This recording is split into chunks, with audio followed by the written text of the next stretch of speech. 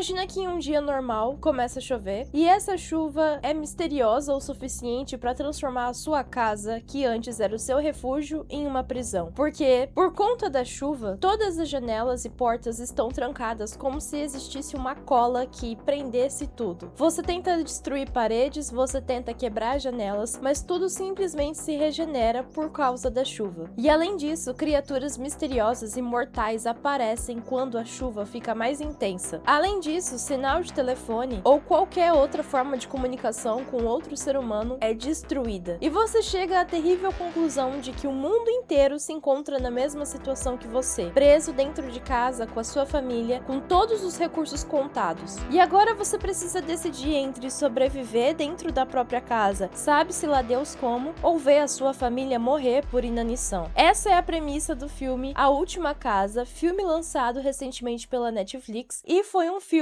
patrocinado aqui no canal, ou seja, um inscrito patrocinou o filme, que foi a queridíssima Vanessa. Ela sugeriu pelo LivePix que eu fizesse uma análise desse filme. Eu estou aqui, estou de óculos escuros porque eu me recusei a passar maquiagem hoje, porque eu acho que estou com gripe masculina. Os homens do canal vão entender a minha situação. Por conta disso, eu vou gravar a moda Felipe Neto Antigo Testamento, beleza? Além disso, se você quiser mandar sugestões de filmes para serem analisados aqui no canal e se tornarem vídeos patrocinados, é só você escanear o QR Code que tá aqui do lado, em algum lado, ou clicar no link que tá na descrição do vídeo. A partir de R$20 eu vou analisar o filme ou jogo ou série que você sugerir. Lembrando que quanto mais trabalho tiver para analisar, mais caro vai ser. Por exemplo, o Danilo mandou 100 conto para eu analisar um jogo. Eu vou passar horas jogando, vou passar horas analisando. Então, faz jus o valor com o esforço. Lembrando que vocês podem mandar qualquer valor acima de R$20, tá? Então a galera que me mandou menos de R$20, eu não vou estar analisando, mas eu agradeço muito vocês terem contribuído de alguma forma com o crescimento do canal. Enfim, pessoal, eu já gostaria de deixar uma coisa muito clara antes da gente começar a análise do vídeo da Vanessa. Vanessa, muito obrigada. Eu vou ficar o tempo todo falando que é o filme da Vanessa, tá? Se eu não gostar do filme, a culpa é da Vanessa. Mas enfim, eu gostaria de deixar uma coisa clara agora, que é sobre o Wagner Moura. Vamos tirar o elefante da sala. Wagner Moura, pra quem não sabe, que eu acho muito difícil, é o nosso queridíssimo Capitão Nascimento e também é um ator que tá em ascensão já faz algum tempinho em Hollywood. O que isso significa? Significa que Wagner Moura é extremamente lacrador.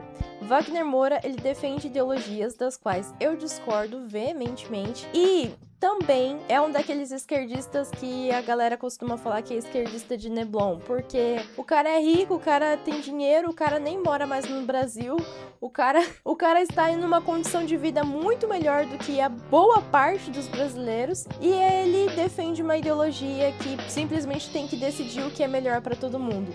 O que eu discordo. É fácil ele lá fora do país falar que imposto é bom, ele lá fora do país defender que o Brasil tem que controlar todas as redes sociais e assim por diante, mas quem tá aqui no Brasil, no postil, enfim, né, eu não quero entrar nessa discussão agora porque eu começo a ficar nervosa, de ficar brava, mas assim, eu vou falar bem do Wagner Moura, eu vou acabar falando bem do Wagner Moura porque eu estou aqui analisando ele quanto ator, não quanto pessoa que defende alguma ideia. Da mesma forma que eu também trago Lovecraft pro canal quanto autor e não quanto pessoa, porque se eu não for falar do Wagner Moura, analisar ele como artista e simplesmente só detonar o cara por causa das ideias que ele pensa, eu não poderia falar sobre Lovecraft, porque Lovecraft é racista. Mas eu trago Lovecraft aqui pro canal, eu elogio os trabalhos do Lovecraft, por mais que eu discorde completamente do pensamento dele de que pessoas de etnia diferente da americana, entre muitas aspas, porque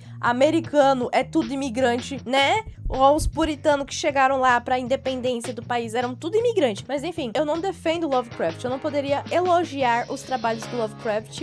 Então, é o seguinte, eu sou da filosofia de que, dependendo da situação, consigo separar artista da obra. Se, por um acaso, Wagner Moura fosse um pedo, aí não tem condições, né? Aí não dá. Inclusive, muitos diretores de Hollywood, atores de Hollywood, eu deixei de admirar o trabalho justamente por questões como essa. Mas enfim, até onde eu sei, ele só é um esquerdista burro Desculpa, amigos esquerdistas, desculpa, tá? Vou pegar leve só por causa de vocês. Mentira, vocês são tudo burro. Mas enfim, o Roberto vai ficar puto. Ai, desculpa, eu falei palavrão, não posso falar palavrão nesse canal. Ai, enfim. O Roberto vai ficar bravo comigo e o esquerdista, o comunista Caio também. Mas enfim, pessoal, esse disclaimer gigante aí é pra explicar isso. Que eu vou sim elogiar o Wagner Moura, porque ele fez um baita desempenho nesse filme. Ele praticamente carregou o elenco nas costas, mas aí eu já tô dando spoiler sobre a minha análise. Enfim, hoje eu tô poucas ideias, gente. É que eu, doente, fico pior do que eu normal. O que mais me incomodou no filme é o fato de que a premissa é extremamente simples. E por ser simples, ela é boa, mas foi muito mal executada. Por quê? Imagina só essa situação. Você preso dentro da sua casa, enquanto o mundo tá acabando lá fora, se tornando um lugar cada vez mais perigoso, e você precisa manter toda a sua família salva. Você não tem contato com o mundo exterior, você não tem liberdade, você não sabe exatamente o que tá acontecendo, e você ainda precisa manter todo mundo dentro da sua casa calmo, porque se as pessoas surtarem, vocês vão acabar se matando. Mas existe um problema muito sério que desmorona todos esses pilares que serviriam para construir um ótimo filme de isolamento, um filme de suspense e um filme de terror, que é a resolução de problemas. E é aí que tá o maior problema desse filme. Esse filme, eu apelidei ele carinhosamente de livro de matemática. Toda vez que você acha um problema, você soluciona esse problema, já vem um próximo problema em seguida, sem dar tempo de você assimilar o que aconteceu e lidar com as consequências do que você conseguiu resolver. E é justamente nesse ponto que o filme perde completamente a força. Se antes o filme tinha uma proposta excelente de te causar incômodo, claustrofobia, medo, agora você não vai sentir absolutamente nada, porque você sabe que todos os problemas vão ser resolvidos e que nada vai causar mal a essa família. Eu gostei muito de como a história foi apresentada pra gente, principalmente na primeira metade do filme, que é a história de uma família tentando sobreviver ao isolamento, e aí os pais se esforçam muito pra manter as coisas positivas, por mais que os dois estejam segurando um furacão nas costas. E esse primeiro momento do filme eu acho muito fofo e eu consegui me identificar muito bem. A gente viveu um período de isolamento. Conviver com a sua família, se você não se esforça pra convivência ser boa, todo mundo no fim das contas vai ficar brigando o tempo todo e é horrível isso.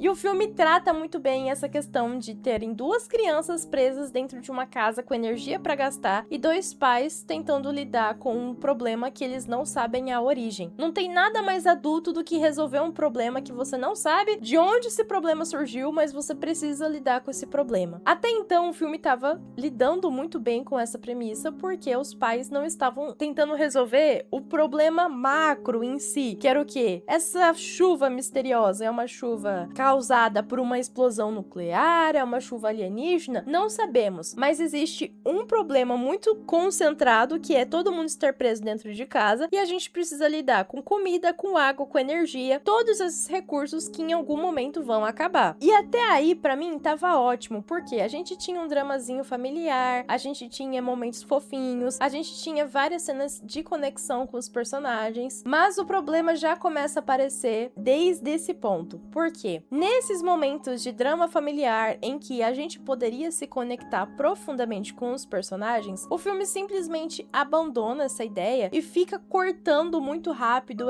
esses momentos para chegar logo no próximo problema, assim como um livro de matemática. Livro de matemática não tá nem aí se você acha que o João deveria escolher maçãs verdes em vez de vermelha, ou não tá nem aí como você interpreta a filosofia de vida da Mariazinha, do porquê ela escolheu um enigma para poder desvendar o mistério do próprio nome. Não, o livro de matemática só quer que você resolva o próximo problema, e o filme é exatamente desse jeito. O filme não liga como os personagens vão reagir emocionalmente a tudo que tá acontecendo. O filme só empurra os personagens pro próximo problema, o que fica extremamente cansativo e apelão lá no segundo arco. Eu tenho certeza que o personagem mais forte desse filme é o personagem Jason, que é o personagem do Wagner Moura, porque o Wagner Moura consegue transmitir muito bem esse papel de pai protetor que precisa segurar a casa nas costas, quase que literalmente, pra deixar a sua família viva. Ao mesmo tempo que ele tem que racionalizar a comida, ele tem que fazer as crianças se distraírem com alguma coisa, manter a cabeça de todo mundo ocupada e funcionando, cuidar da casa, tentar entender o que tá acontecendo, criar formas de ter comida dentro da casa e ainda por cima ser um pilar emocional pra esposa que em alguns momentos vai surtar por causa de tudo que tá acontecendo. Então eu acho que este homem, esse pai de família, é um excelentíssimo personagem, porque ele tem que segurar o rojão quieto. É um personagem que não chora na frente das outras pessoas. A gente sabe que ele sofre, a gente sabe que ele tá sendo pressionado tanto quanto a sua família, mas ele precisa segurar as pontas e mostrar que tá tudo bem e continuar positivo e continuar forte e continuar alimentando a esperança para que a sua família não morra. Eu acho que em diversos momentos do filme, o Wagner Moura brilhou, principalmente nas cenas em que ele sofria sozinho, porque enquanto ele tava com a família, ele tinha que ser o cara durão, ele tinha que ser o pai chato, ele tinha que ser o pai responsável, ele tinha que ser a pessoa que ia ter que tomar as decisões difíceis, mas sozinho, ele deixava as emoções transbordarem. E isso mostra o quanto foi solitário para esse homem manter todo mundo bem, manter todo mundo vivo. Por mais que os filhos estivessem sofrendo, por mais que a esposa estivesse sofrendo, todo mundo demonstrava as suas emoções à flor da pele, menos ele, que tinha que se manter com a cabeça no lugar para ninguém surtar. Quer dizer, todo mundo só podia surtar porque ele não podia surtar. E isso eu achei muito legal. Só que é um ponto do filme que, por mais que desse muito pra desenvolver muito bem esse personagem e trabalhar mais as emoções dele e trabalhar mais os surtos silenciosos dele, o filme não trabalhou. O filme simplesmente não quis trabalhar. O filme foi pro próximo problema, não deixou o homem chorar em paz, não deixou o homem surtar em paz. Não, o filme tinha que ir caminhando. Isso porque o filme tem 2 horas de duração. Tempo suficiente eles tinham, mas eles quiseram colocar o máximo de problemas possíveis pro filme virar quase que um Esqueceram de Mim e não um filme de sobrevivência. Por mais que a direção tenha muitos problemas, e eu vou falar da direção um pouquinho mais pra frente, o roteiro em si tem problemas na base, na fundação. Por quê? O roteiro foi escrito nessa proposta de sempre apresentar um problema novo pros personagens e criar essa expectativa em como que esses personagens vão resolver esse grandíssimo problema. A questão é que o roteiro esqueceu que ele estava falando sobre seres humanos lidando com uma situação extrema, e não com personagens de livros de ficção infanto-juvenil que tudo precisa terminar bem. É um filme de terror que apresenta uma proposta madura. Você tem lá pessoas, adultos, que são os protagonistas da história que precisam manter os filhos vivos. Não tem nenhuma premissa mais adulta do que essa. Se fosse para ser um filme infanto-juvenil, provavelmente uma das crianças seriam as protagonistas e elas dariam um jeito de resolver os problemas. Mas não, a gente tem 2 adultos tentando resolver os problemas, 2 adultos tentando agir como adultos dentro da casa. E o roteiro peca muito, porque adulto também sofre, adulto também sente, adulto também discute. E isso é muito chato, porque o roteiro não dá espaço para essas pessoas agirem como um ser humano normal dentro de uma situação extrema. Eles não demonstram o estresse real que seria ficar isolado, sem comida, sem energia, sem água. Eles demonstram apenas um estresse momentâneo, porque quando o problema é resolvido, eles têm 5 minutos de felicidade até o próximo problema surgir e acabar com a paz dessa família, mas a vida real não é desse jeito. A consequência do problema anterior vai ser carregada pro próximo problema, e aí você vai ter que lidar com o próximo problema com o trauma que você não soube lidar ali atrás. E aí a vida adulta é desse jeito. A vida adulta é realmente um livro de matemática em que você tem que resolver um problema atrás do outro. É um livro de matemática com Freud.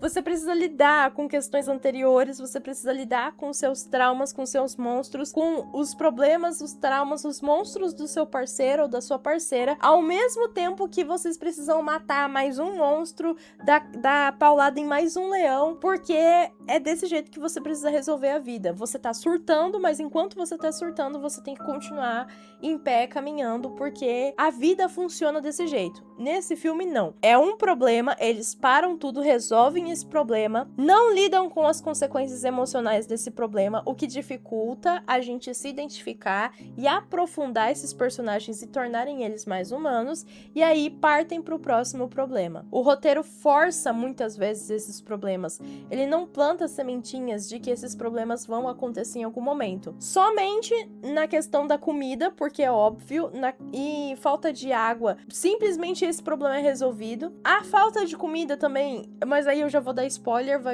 eu vou explicar melhor quando chegar a parte de explicar o filme. Mas a falta de comida também é quase resolvido num passe de mágica. O momento mais tenso do filme, que é você ver crianças passando fome, o roteiro não deixa os pais lidarem com essa dor, sabe? É muito frustrante porque é uma situação muito tensa que faria você realmente se conectar com essas pessoas, porque todo mundo sabe como é horrível passar fome.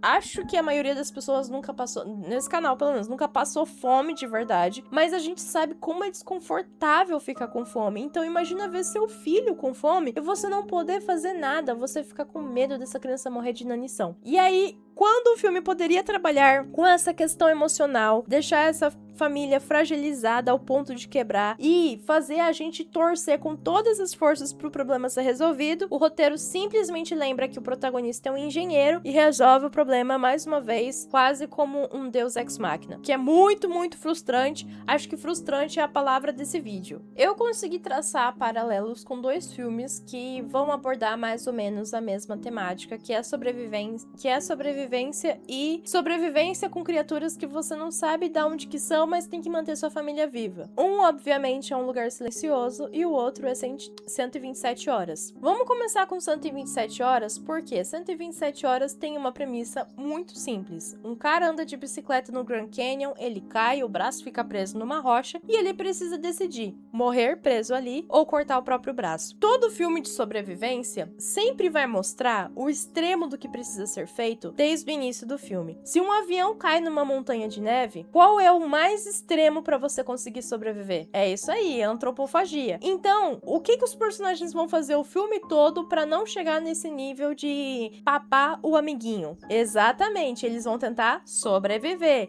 E aí, quando tudo dá errado, o mais fraco geralmente vai primeiro, né? Vai de Vasco primeiro. Então, em 127 Horas, a gente tem o problema central da sobrevivência apresentado no primeiro momento. O cara tá com o braço preso numa rocha e ele precisa escolher entre morrer ali ou cortar o próprio braço. A batalha dele não é contra monstros, não é contra alienígenas, não é nada disso. É uma situação psicológica. O maior inimigo, além das questões externas para um sobrevivente, é a questão interna, a questão psicológica, porque ele sabe o que precisa ser feito, mas ele vai ter coragem de fazer? E eu acredito que 127 Horas é um dos melhores exemplos de filmes que mostram esse extremo de uma forma muito clara. Ele tá sem água, ele tá sem comida, ele tá sem comunicação. O cara passa dias bebendo o próprio mijo, ele passa dias racionalizando migalhas de comida, até chegar num ponto que ele não tem mais como fugir da única escolha que ele tinha desde o começo,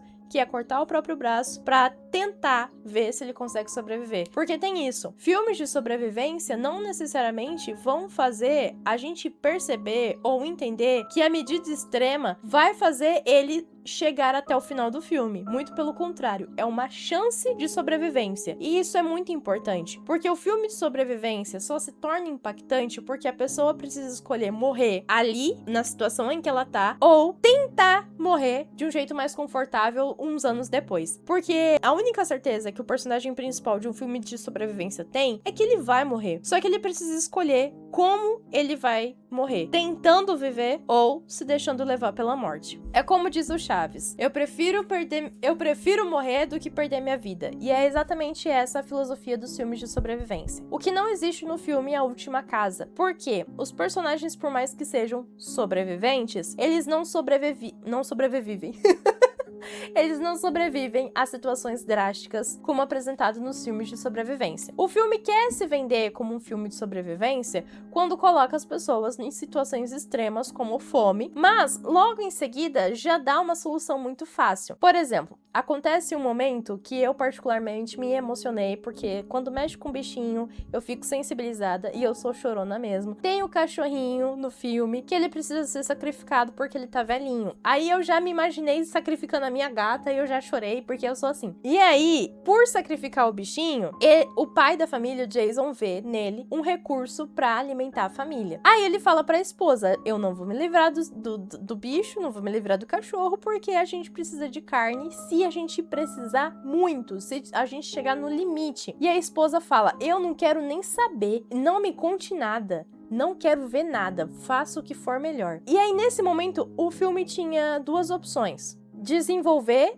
esse lado extremo numa situação extrema ou esquecer completamente a carne do cachorro. O que vocês acham que eles fizeram? Exatamente, eles esqueceram completamente a carne do cachorro. Ele foi lá, o filme só mostra ele se lavando com sangue, guardando os pedaços de carne. E então, na cena, que é uma das cenas mais fortes pra mim, que poderia ter elevado muito mais o filme, que é a cena quando a menininha, que é a pessoa mais alegre, mais fofinha, mais esperançosa da casa, tá chorando porque tá com fome e dói num adulto, dói numa pessoa, dói numa mãe, ver o seu filho chorar de fome e não poder fazer nada. Essa cena é muito tensa porque as crianças, elas abrem os armários, abrem a geladeira e não tem comida, não tem nada. Eles se deparam com a verdade mais terrível daquele momento, que é a gente vai morrer de fome. O que poderia acontecer? O Jason poderia fazer o jantar pra família sem contar nada pra ninguém, simplesmente aparecer com carne, com um ensopado de carne e oferecer pra família. A esposa olhar pra ele, empurrar o prato de comida dela, se recusar a comer e as crianças se entreolharem. E aí, pronto, o filme não precisaria de mais nada. É uma situação extrema, resolvida de uma forma extrema, porque quem tem coragem de comer o seu bicho de estimação que você teve que sacrificar? É muito extremo. Então, seria uma forma, assim, de você mostrar essa situação sem precisar pesar tanto a mão, sabe? Não precisar mostrar ele tirando a pele do... Não precisa virar um filme de terror. Por mais que desse pra virar um filme de terror bem legal a partir desse ponto, mas não vira. Ainda assim, a gente manteria o suspense e manteria o gênero principal de sobrevivência. O pai faria tomaria uma decisão extrema, desconfortável pra família, mas que manteria todo mundo vivo. A solução já estava na casa há muito tempo, que era o cachorro, como um recurso para eles durarem algum tempo a mais dentro da casa. Assim como em 127 horas, a solução estava na frente do protagonista o tempo todo, que era o quê? Arrancar o próprio braço. No caso do filme A Última Casa, comer o cachorro. Só que é uma situação tão, assim, inimaginável que o ser humano não quer tomar essa decisão justamente porque é apegado emocionalmente ao próprio bichinho. Eu não comeria os meus gatos, mas em uma situação extrema de sobrevivência entre eu viver mais um dia e ter a esperança de sair da minha casa, eu faria isso. Principalmente se eu tivesse filhos e tivesse que alimentar os meus filhos. Me recusaria a não matar os meus bichos pra ver meus filhos morrerem de inanição. Então, é uma situação pesada, é uma situação crítica, mas eles só precisavam mostrar isso, sabe? Não precisava ser visceral como acontece no 127 horas, né? Da cena dele cortando o braço. Nossa, aquela cena me dá agonia até hoje. Mas enfim, esse é um ponto, é um paralelo que eu faço com um filme de sobrevivência pra mostrar que A Última Casa não é um filme de sobrevivência. É quase um filme de sessão da tarde de sobrevivência. É um filme meio que de aventura. Por quê? O que acontece a partir desse ponto? Você vai ter que ficar esperando eu dar spoiler. Não terminei de explicar a minha crítica. Como você percebeu, eu tenho um roteiro na minha mão com muita coisa mesmo que eu preciso desabafar. Hoje eu decidi falar ponto por ponto, porque como é um vídeo patrocinado, né, não queria deixar a Vanessa insatisfeita. Enfim, agora a gente vai pra parte do paralelo com o filme Um Lugar Silencioso, porque o que acontece? No Lugar Silencioso você tem um pai ensinando os filhos a sobreviverem em um mundo pós-apocalíptico em que você não pode fazer barulho. Além deles mudarem toda a vida deles para deixar a vida mais confortável, mesmo que seja numa situação extremamente desconfortável, você tem um pai ensinando os filhos a sobreviverem num lugar inóspito. Acontece que as crianças estão presas dentro de casa e existe um perigo real lá fora e não tem como eles saírem, mas a família encontra formas de sobreviver dentro da casa e nenhum adulto se preocupa em ensinar essas crianças a cultivar, a caçar, a criar engrenagens para fazer mais armadilhas. Não. O filme simplesmente mostra, em vários momentos, a mãe cultivando, o pai caçando e as crianças observando esses adultos. o que me deixa muito brava. Por quê? Você tem crianças incompetentes, 2 bananas, que quando é conveniente pro roteiro, eles vão tomar alguma atitude, alguma decisão. O que enfraquece muito a segunda metade do filme, que é quando se passam 5 anos na história e as crianças, enfim, viram adolescentes. Principalmente o menino, o Graham. Por quê? O Graham, em boa parte do filme, observa o pai, observa o ofício do pai, observa as vezes que o pai vai pescar, que ele vai caçar um bicho. E aí, o filme não mostra em nenhum momento ele construindo ou fazendo sozinho, ou o pai ensinando ele a fazer. Só mostra ele acompanhando o pai. O que é ruim, muito ruim pro desenvolvimento desse menino, porque quando ele fica grande, ele só vira um bundão que quer sair da casa a todo custo. Ele não vira uma pessoa que tem ideias próprias, tem decisões que ele quer tomar sozinho, pensando no bem-estar da família, assim como o pai faz. E o pior de tudo é que ele só vira um adolescente rebelde dentro de casa. O que não faz sentido. Se o filme desse pra ele a autonomia necessária para que ele pensasse que ele consegue sobreviver sozinho, que ele consegue se virar sozinho, se o filme tivesse mostrado, tem tanta cena de corte, de caça acontecendo no momento que eles começam a caçar os bichos, e eu já explico como que eles fazem isso. Tem tanta cena mostrando armadilhas diferentes e nenhuma mostra o Jason ensinando o Graham a fazer uma armadilha. O Graham comemorando porque ele enfim caçou sozinho. Não tem nenhuma cena assim. E é muito frustrante porque aí vira um adolescente bundão, rebelde, que discorda do pai, que questiona o pai em tudo que ele faz, sendo que o filme não mostra esse adolescente amadurecendo. Um dos momentos que eu acho assim que seria um momento de chave de virada. Chave de virada? Um momento chave, uma virada, é isso que eu queria falar.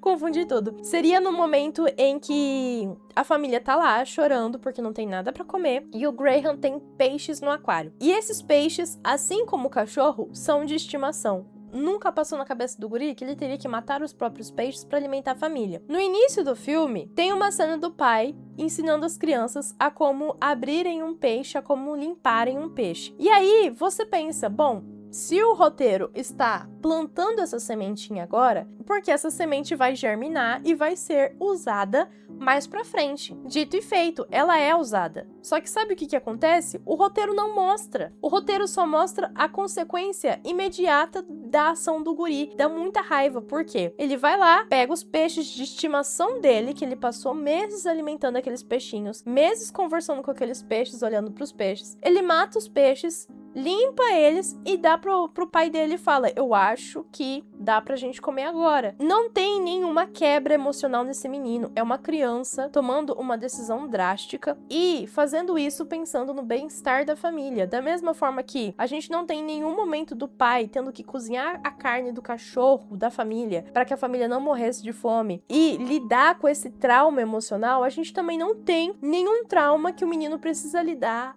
a longo prazo no filme, dele matar os próprios peixes e lidar com o sangue, com as vísceras, ter que limpar o peixe. Ele só vai lá e dá a bandeja com os peixes limpinhos pros pais. E é muito frustrante. A palavra-chave desse filme é frustrante, porque se o filme tivesse plantado nesse momento essa sementinha do menino finalmente entender o que é sobrevivência, que é você abrir mão de coisas que você jamais abriria, você jamais faria, são impensáveis, mas você precisa fazer agora, porque senão você vai morrer, o filme desperdiça esse potencial. Porque lá na frente, o Graham vai agir dessa forma. Ele vai fazer uma coisa impensável pra sobreviver. E o pai concorda. Só que em nenhum momento o roteiro plantou essa sementinha de novo. Quer dizer, o roteiro nunca plantou essa sementinha. E aí, por que eu faço o paralelo com Um Lugar Silencioso? Porque no filme todo, Um Lugar Silencioso, a gente tem um pai que toma as decisões mais difíceis pra manter a sua família viva, mas, mais importante do que isso, ele fica o filme todo mostrando pros filhos como sobreviver e como lidar com as consequências dessas escolhas difíceis. O tempo todo, esse pai vai falar, vai ensinar, vai mostrar como sobreviver. Ele leva os filhos pra caçar, ele leva os filhos pra plantar, ele mostra a dificuldade que é a sobrevivência. E no filme A Última Casa, a impressão que eu tenho é que os filhos não sentem de fato o impacto que é você ter que sobreviver num lugar fechado, quase claustrofóbico, porque você não pode sair da sua casa de jeito nenhum, você não consegue abrir nenhuma janela e ainda por cima tem que se esconder de monstros mortais. Então as crianças parece que crescem dentro de uma bolha feliz, com os pais transformando a casa numa fazenda feliz e não lidam de fato com os problemas ou consequências reais de um mundo apocalíptico, apocalíptico, né? Eles estão vivendo o apocalipse nessa situação. Enfim, agora temos a companhia da queridíssima, excelentíssima Remelinha. Inclusive, pessoal, continuem patrocinando o canal, porque eu preciso tratar o pelo da bichinha, comprar os remedinhos dela, né, Remelinha? Senão não dá pra comer ela no apocalipse. Não dá pra te comer no apocalipse. Tem como comer um bichinho desse? Não tem, olha aí, ó. Tem 3 quilos. 3 quilos. Dá pra comer um bichinho desse tamanho? Não dá pra comer, não dá nem pra tapar o buraco do dente. É muito pequena. O Nilcinho dá, o Nilcinho tem quase 6 quilos. O Nilcinho dá pra comer. Ai. Enfim, pessoal, voltando sobre a questão da casa. O roteiro, ele trata a casa quase que, assim, um refúgio mágico, porque a fundação da casa tá afundando, e aí faz com que eles tenham mais proximidade com o solo. Aí, quando eles precisam, por exemplo, de terra para fazer uma plantação de milho, é só tirar as tábuas da sala que dá para fazer uma plantação de milho. Quando eles precisam de algum espaço na casa para conseguir caçar os bichos que estão lá fora, é só enfiar a guriazinha caçula na chaminé para ela conseguir ver que dá para sair pela chaminé, e aí eles começam a caçar pela chaminé. E quando eles precisam de qualquer coisa, tem nessa casa. Inclusive um carro que tava lá na garagem estragado, que engenhocamente o engenheiro Jason consegue juntar todas as peças e criar várias armadilhas das formas mais elaboradas possíveis a partir de tudo que tá na garagem. Então, tudo que a família precisa para sobreviver tem na casa. Eu não consegui me identificar com o filme porque, sinceramente, a minha casa é uma casa normal. A minha casa tem coisas... A minha casa tem coisas que são confortáveis e necessárias para uma vida normal, mas se acontecesse a mesma situação que aconteceu com aquela família, a única coisa que daria para usar para me alimentar a longo prazo seria os meus gatos e deixa eu ver o que mais. Olha, muita coisa não daria para usar, inclusive caçar com chaminé, porque aqui no Brasil acho que é só no Rio Grande do Sul que as casas têm chaminé, né? Mas enfim, o grande dilema que a casa poderia apresentar para essa família, além dessa tosquice toda da casa ser a casita do filme Encanto, né? Que é mágica, tudo tem dentro dessa casa, tudo resolve com algum recurso da casa. Um dos maiores problemas é que a família não pode sair da casa. E aí, um dilema muito interessante que começa a acontecer na segunda metade do filme é que o Jason não quer sair da casa. Ele quer manter a família dentro da casa, custe o que custar, porque ele acredita que a casa tá mantendo todo mundo vivo, assim como o esforço dele de manter todo mundo vivo, o que é completamente oposto com o pensamento do filho. O filho não quer mais continuar sobrevivendo dentro da casa com os recursos que a casa oferece. O filho acredita que conseguiria sobreviver fora da casa. E aí, aí que tá o problema. A gente tem um jovem adulto questionando as decisões do pai, sendo que esse jovem adulto em nenhum momento foi apresentado como um jovem adulto funcional que sabe caçar sozinho, sabe se virar sozinho. Parece que ele só quer sair da casa porque ele não aguenta mais ficar preso dentro de casa com os pais. E aí, esse conflito entre sair da casa para tentar viver ou ficar na casa com a garantia da morte é uma questão que não é trabalhada no filme. A casa, além de literalmente servir como recurso do roteiro para que eles criem soluções para todos os problemas, também poderia ser, num melhor cenário, uma metáfora para a mente daquelas pessoas. A casa, além de ser um refúgio, também se torna uma prisão dentro da cabeça deles, principalmente do pai, que não consegue mais enxergar a sua vida fora da casa. Mas esse tipo de desenvolvimento não acontece no filme, tá? Isso é eu dando mais profundidade para aquilo que não existe no filme. Tem duas coisas coisas que me desagradaram demais nesse filme, que é a ausência de mortes significativas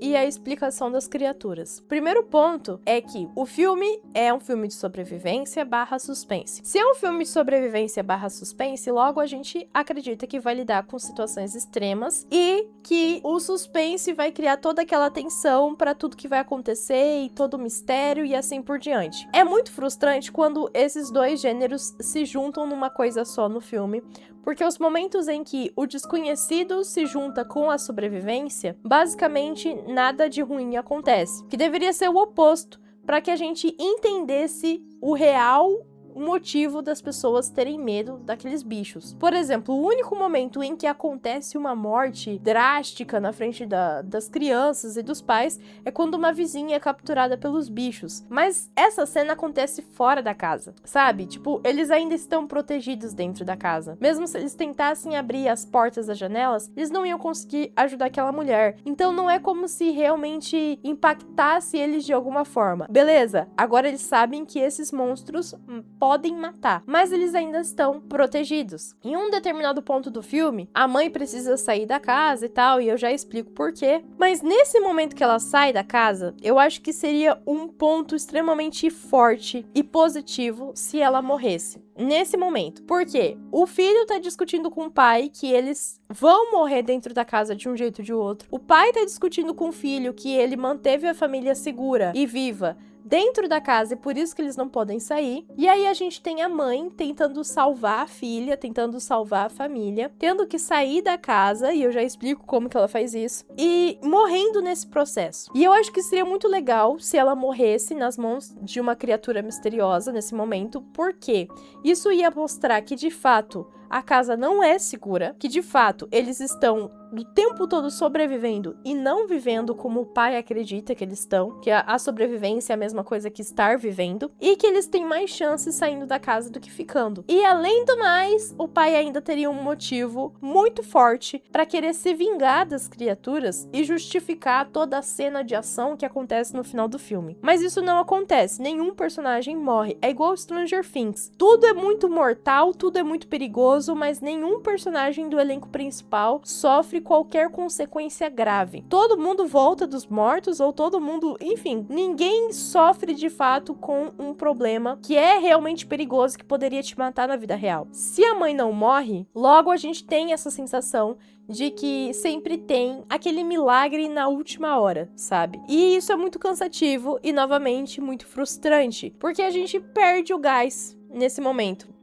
Perde o impacto. Tá, as criaturas são mortais, mas a família vai sobreviver de qualquer forma. A gente perde toda aquela conexão que o filme consegue criar, mesmo que pouco, com a primeira parte do filme, que eram crianças passando fome e pais tentando resolver esse problema. Agora a gente tem pais lutando com monstros e filhos bananas só existindo dentro da casa. Eu acho que uma morte significativa, fosse da mãe ou fosse da menina, ia ser muito mais interessante para aumentar a tensão entre o pai e o filho, e principalmente para mostrar que a casa nunca foi segura, que eles só tiveram muita sorte até aquele momento. E sobre a explicação dos monstros, eu já vou dar esse spoiler para vocês porque muito provavelmente depois eu vou esquecer. O diretor do filme, ele admitiu que os monstros são criaturas que vieram do fundo do mar como uma consequência do aquecimento global. Os oceanos estão fervendo, então as criaturas saíram das profundezas para reivindicar o que sempre foi delas por direito, já que elas estão aqui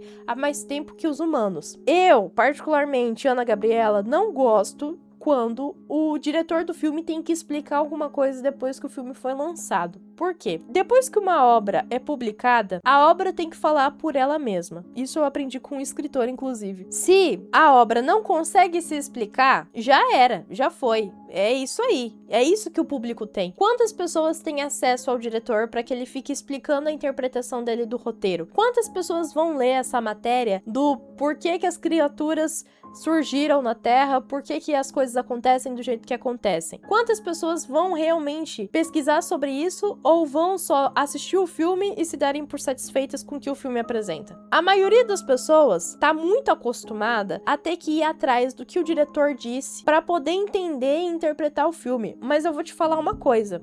quero que você preste muita atenção nisso. Se a sua interpretação depende do que o diretor diz pra se tornar canônico na história, pra se tornar uma explicação canônica, a sua interpretação é muito ruim. Porque a interpretação não pode depender do que o autor, do que o diretor disse depois da obra ser publicada. Tudo precisa estar na obra principal. Todos os elementos necessários para sua conclusão ser concluída, no fim das contas, tem que estar no final da obra.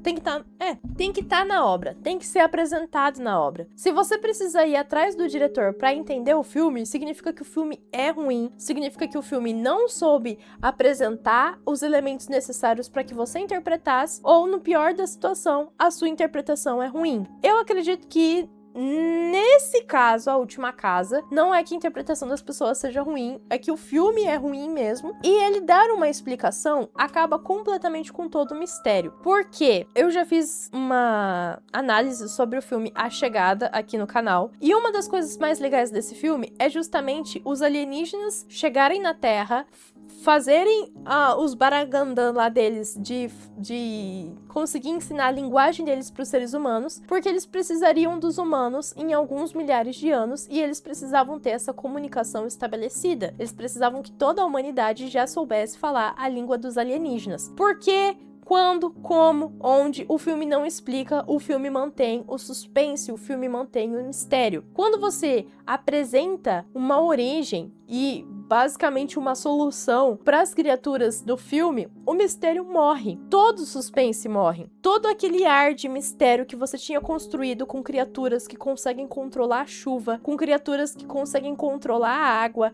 com a forma quase mágica deles prenderem todas as casas por meio da chuva, desaparece. Por quê? Porque é só um bicho ancestral que vive lá nas águas abissais e que tá putinho porque tá tendo aquecimento global. E é isso. Percebe como fica tosco, mais tosco ainda do que foi apresentado no filme? O filme apresenta muito mal, mas ainda assim mantém o mistério. Porém, quando o diretor dá a resposta definitiva, que na minha opinião, eu tô cagando e andando quando o diretor dá a interpretação dele sobre a obra, quando ele dá a opinião dele, quando ele tem que explicar, eu tô cagando e andando, eu não ligo. Fica pior ainda, muito pior, porque você acaba com o mistério, você acaba com todo o potencial de interpretação que as pessoas poderiam ter, você dá uma resposta definitiva e acaba com todas as teorias. Poderiam ser criaturas Lovecraftianas, poderiam ser alienígenas, poderia ser, sei lá, um efeito colateral de algum experimento científico, poderia ser a consequência de alguma bomba atômica, poderia ser tanta coisa interessante. O filme poderia ter plantado todas essas sementes, o roteiro poderia ter plantado todas essas sementes, mas ele simplesmente abandonou essa ideia e deu uma resposta que fosse minimamente satisfatória para que as pessoas sanassem essa curiosidade. Aí que eu falo, a interpretação é ruim.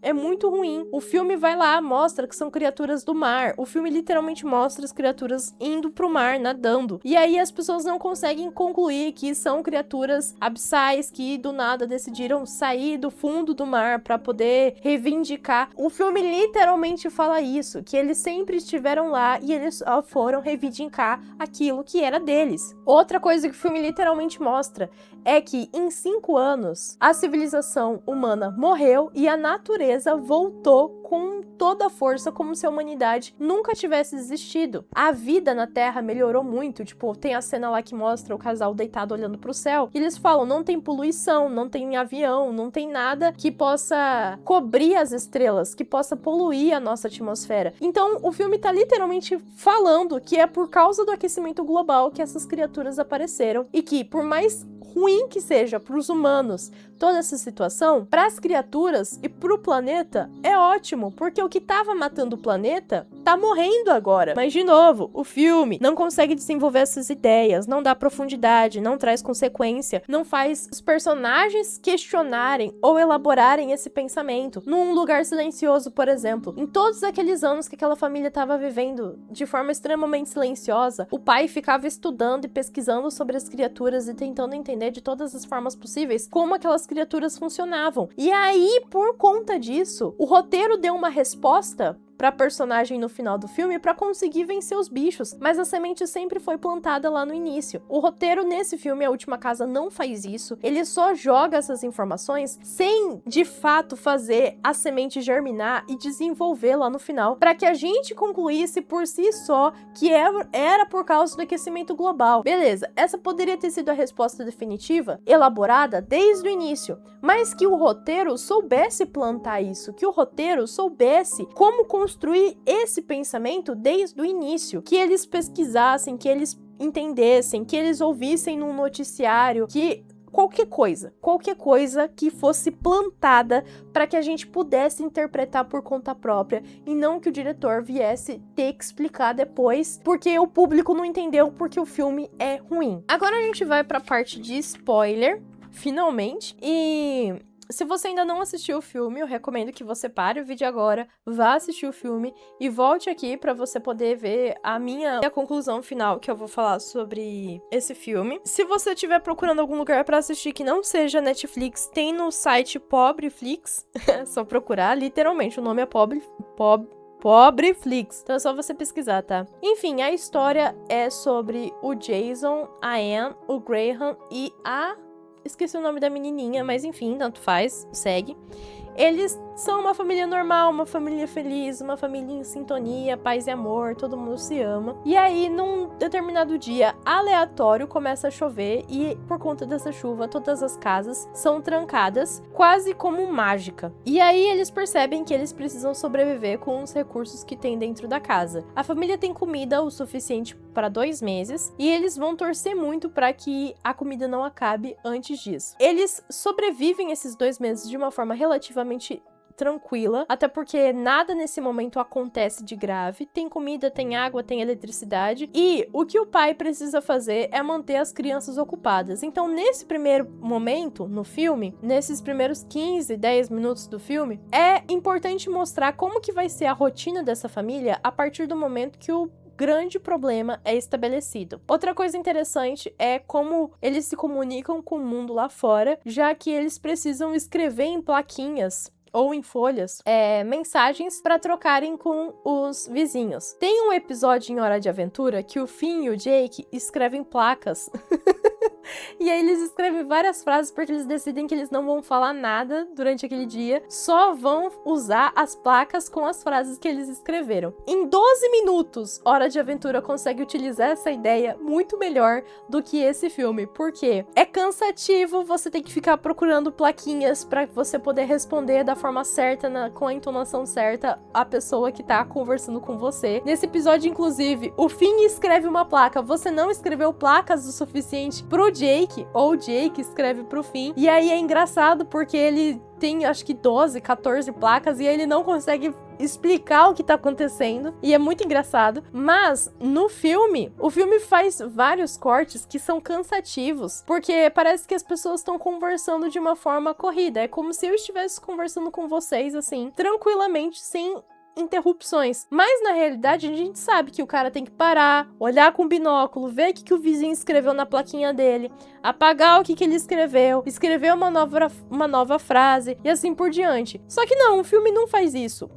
Por que eu tô dando ênfase nesse ponto? Porque seria uma coisinha pequena, mas que mostraria o tamanho que é a dificuldade de comunicação com outras pessoas no bairro, já que eles estão sem qualquer outro meio de comunicação. Então é trabalhoso, é demorado, eles demoram para entender uma ideia do outro, eles demoram para ler uma frase do outro, conseguir entender o que o outro escreveu por causa da distância, mas o filme não vai desenvolver isso, o filme só quer mostrar que rapidamente eles encontraram uma solução com a comunicação e eles estabelecem uma comunicação com os vizinhos. Beleza, passado esse momento, a gente começa a ter os primeiros sinais de conflito dentro da família, que é quando a comida acaba e tem esse grande conflito, e a comida tá acabando, a plantação de tomate da mãe não tá dando certo, e pior, o cachorro morreu e ninguém come a carne do cachorro. Gente, ai, olha, essa cena me fez chorar e eu fiquei com raiva, porque foram lá, mataram um cachorrinho só pra não usarem jamais a carne do cachorro para alimentar a família. Eles vão usar a carne do cachorro e isca para caçar os bichos.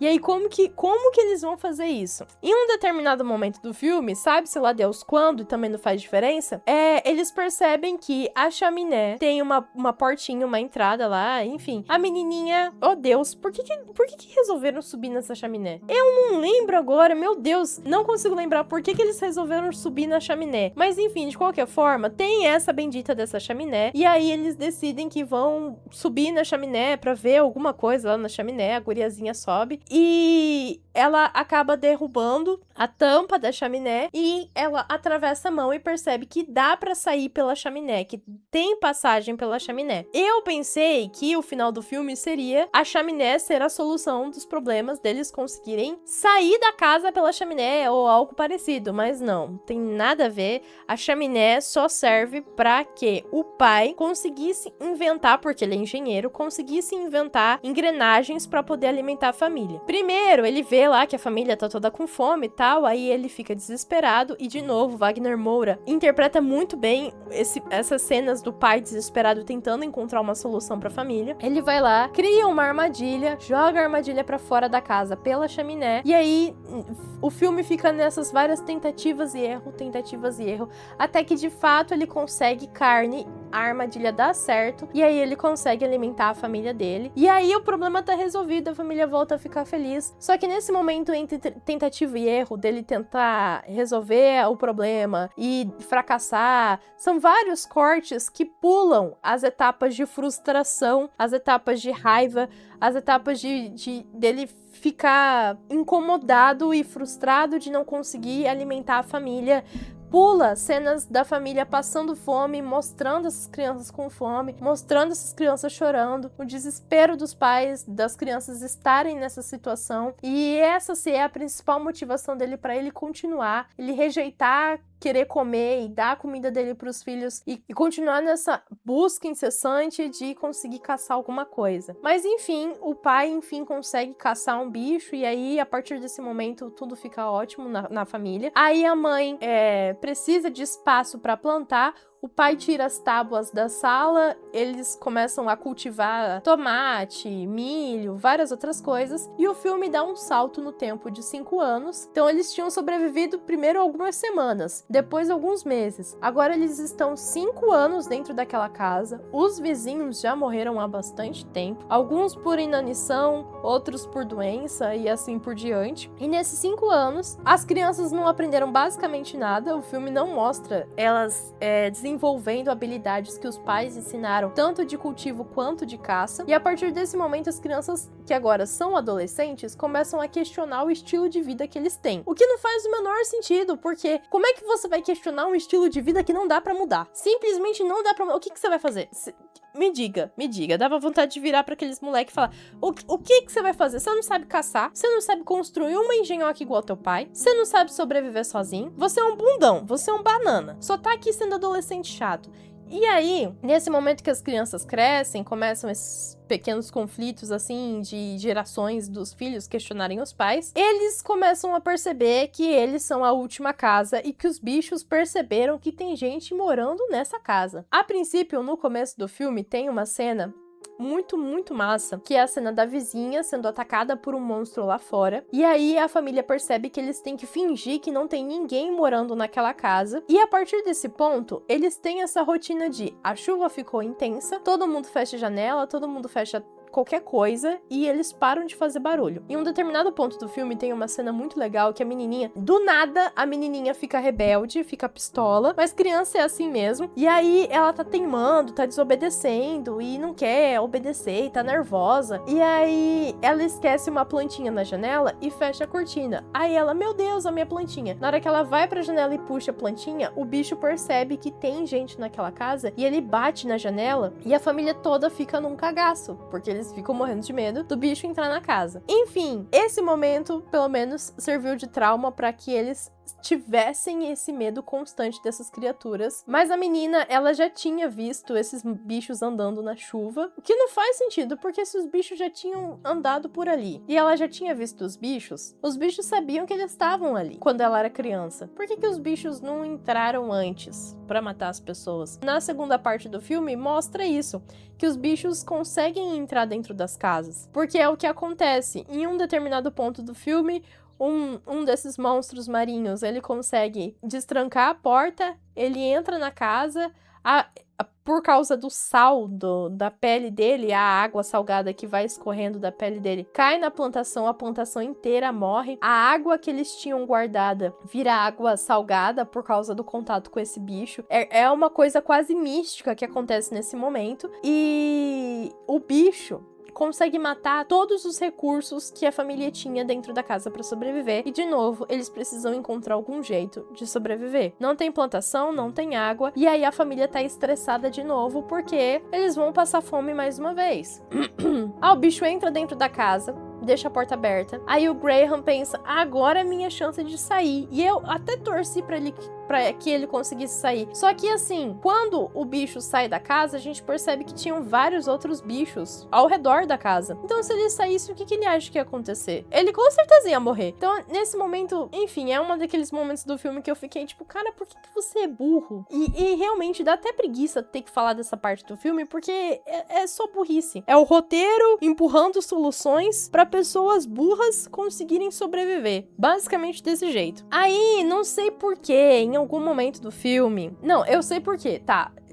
O pai coloca uma armadilha automática lá, ele consegue inventar uma armadilha automática. E aí, é capturado um furão. É um furão? Eu acho que é um furão aquele bicho. E as crianças estão tipo... os adolescentes estão tipo... Ai, a gente precisa matar tanto bicho assim pra sobreviver? Ai, papo vegano. Já me estressei com essas crianças nesse ponto. E aí, a menina vê aquele bicho selvagem, solta ele da armadilha, acha que ele é amigável, aí o bicho morde a mão dela. Por conta disso, ela fica com uma infecção muito rápido, inclusive...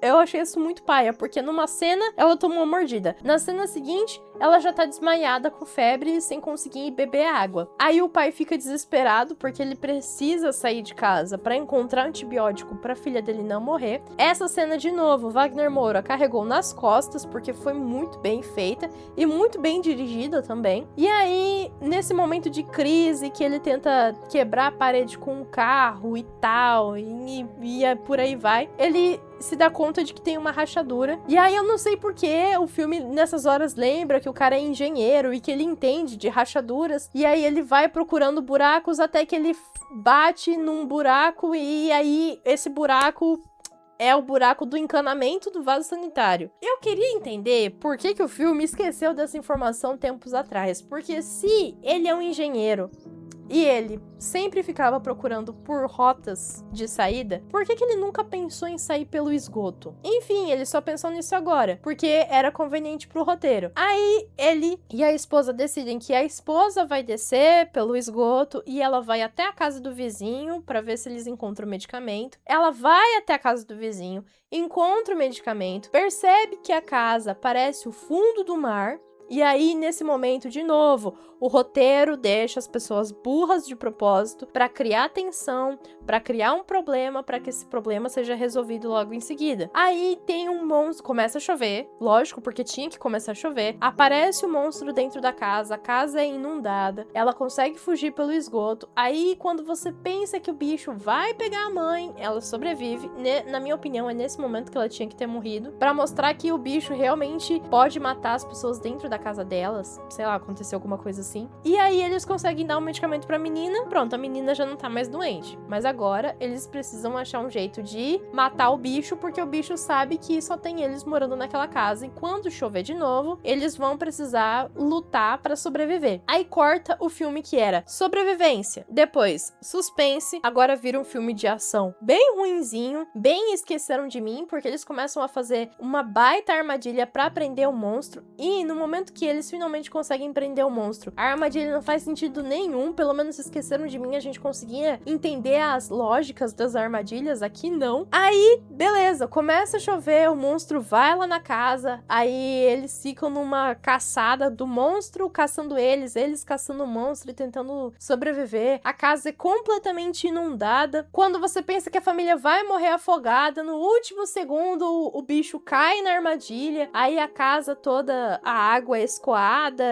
enfim. Ai, olha, é muita conveniência do roteiro, que chega a dar preguiça de ter que explicar. Eles conseguem, enfim, ficar cara a cara com o bicho, e aí o pai implora pra que o bicho abra a porta, aí o bicho tá cagando pra ele, aí ele vai e enfia a faca na cara do bicho e ameaça matar o bicho se o bicho não abrir a porta, e aí a menina fala, pai, flashback, né, que é esses momentos assim, flashback, porque o roteiro acha que a gente é burro e não vai saber lembrar dessas coisas. Pai, eles não são os monstros, eles estão aqui há mais tempo do que nós, essa é a casa deles, nós que somos os intrusos. E aí o pai fala que não vai machucar o bicho, ele larga a faca, aí num ato de misericórdia, um monstro que até 2 segundos atrás estava tentando matar a família inteira, simplesmente abre a porta. Aí a família sai da casa, eles são cercados por outros monstros, sabe-se lá Deus por quê. O monstro que até agora há pouco quase morreu na mão daquela família, tem misericórdia por aquelas pessoas, decide que não vão atacar eles e vão embora. E eles voltam pro mar e desaparecem, nunca mais aparecem. Aí a família decide que vai fazer o quê? Isso mesmo, eles pegam um barco e vão pro mar também. E eu fiquei, gente,